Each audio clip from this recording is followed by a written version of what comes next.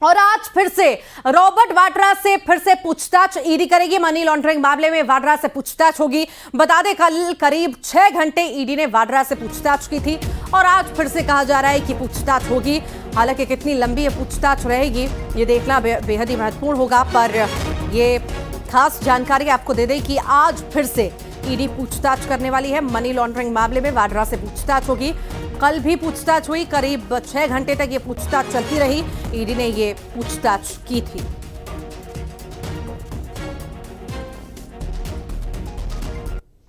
सांसद प्रियंका गांधी के पति रॉबर्ट वाड्रा से आज फिर पूछताछ होगी और यह पूछताछ होगी दिल्ली स्थित ईडी मुख्यालय में। हालांकि इस मामले में जिस तरह से गुड़गांव स्थित एक जमीन डील का जो मामला था, इस मामले में कल भी उन्हें पूछताछ के बुलाया गया था और 15 तारीख को तकरीबन 6 घंटे तक उनसे पूछताछ हुई है। उसके बाद एक फिर से सम्मन दिया गया कि 16 अप्रैल को भी आपसे पूछताछ होगी। इस वक्त में मैं ईडी मुख्यालय पे हूं और ईडी मुख्यालय की अगर बात करें तो जिस तरह से हमारे सूत्र बताते हैं कि जिस तरह से रॉबर्ट वाड्रा के खिलाफ मामले की अगर बात करें तो ये मामला शुरुआत होता है साल 2008 में। तब हरियाणा में कांग्रेस की सरकार थी और भूपेंद्र सिंह राज्य के मुख्यमंत्री होते थे और फरवरी 2008 में ही रॉबर्ट वाड्रा की company Skylight hospital private limited ने गुरुग्राम के सिकोपुर गांव जो सेक्टर 83 में स्थित है वहां पर तकरीबन 3.5 एकड़ जमीन ओंकारेश्वर प्रॉपर्टी से खरीदी थी और यह डील तकरीबन 7.5 करोड़ में हुई थी।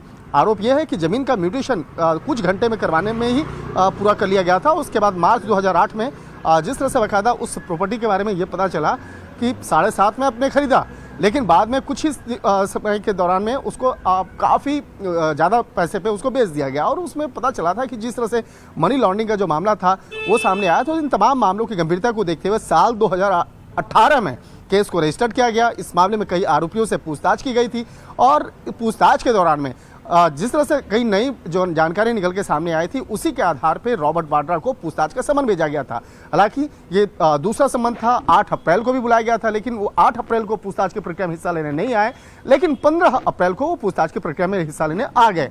लेकिन अब देखना लाजमी होगा कि आज यानी 16 तारीख को जब ये पूछताछ होगी तो किस तरह से रॉबर्ट वाड्रा उन सवालों का जवाब देते हैं। हालांकि कल जब हेडक्वार्टर के अंदर आ रहे थे काफ़ी कॉन्फिडेंस में थे, लेकिन जब वो यहाँ से निकल के जा रहे थे, जब पूछताछ की प्रक्रिया खत्म हुई, उस वक्त में वो मीडिया कर्मियों से बातचीत नहीं की निश्चित तौर पर, क्योंकि वो सवालों की जो फहरिस्त है वो सवालों की फहरिस्त इतनी उनके लिए टफ मानी जा रही थी, जिसका वजह है कि इस मामले में उनके भी होश जो है उड़े हुए थे, क्योंकि कई जो सवाल ऐसे थे वो सवाल का जवाब रॉबर्ट वाड्रा सही तरीके से नहीं दे पा रहे थे।